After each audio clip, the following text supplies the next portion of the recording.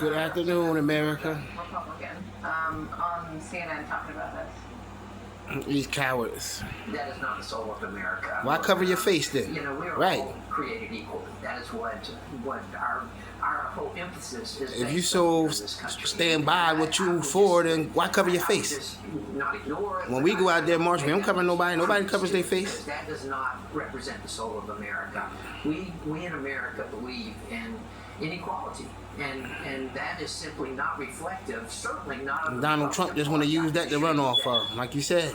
I think Backlash. there's there about what it represents, but I wonder, taking the good part of that comment about the soul of America, we're about to go to the polling booth, all of us in this country, in November. Charles, do you expect there to be pushback from Americans to what we've been seeing?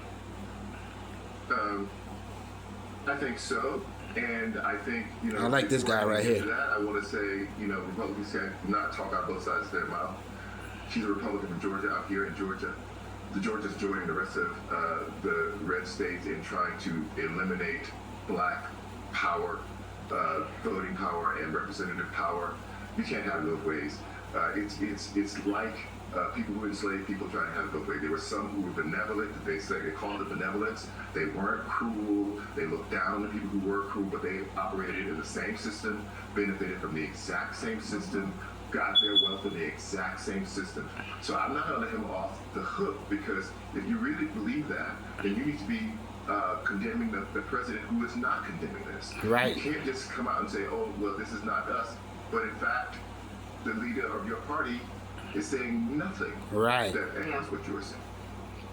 I think that's exactly right. Eugene, last word. I think that's right. I mean, what Carter said, after he said it, there weren't pitchforks at the gate. He didn't pass out, you know, like he didn't lose his job. It is not difficult to say the things that he said. Now, whether or not he believes them and actually like operates like Charles is saying, that's a different conversation.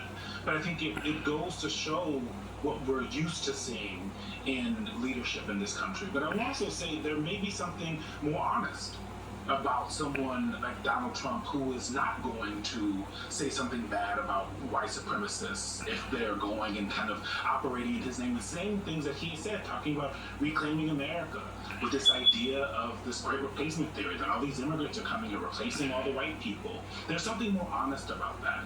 And I think what's so interesting about what Carter said, and when we have these debates, not on this panel, but in this country, is that at the end of the day, this is who America is. It is the soul of America. The soul of America is this push and pull about equality, whether that's black and white and other races, whether that is rich and poor.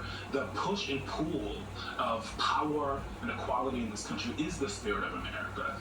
And what we used to think, and what we used to hope, and what we used to see from leaders was at the end of the day, they would go to the good part of that soul. And what we continue to see with Donald Trump is he leans into the bad part of that soul because it benefits him politically. Right. All right, Eugene Daniels, thank you so much for joining us. Charles Davis. God bless America. Well spoken.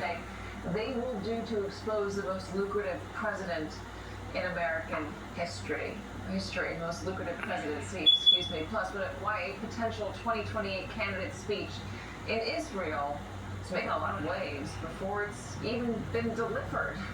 We're back in 90 seconds.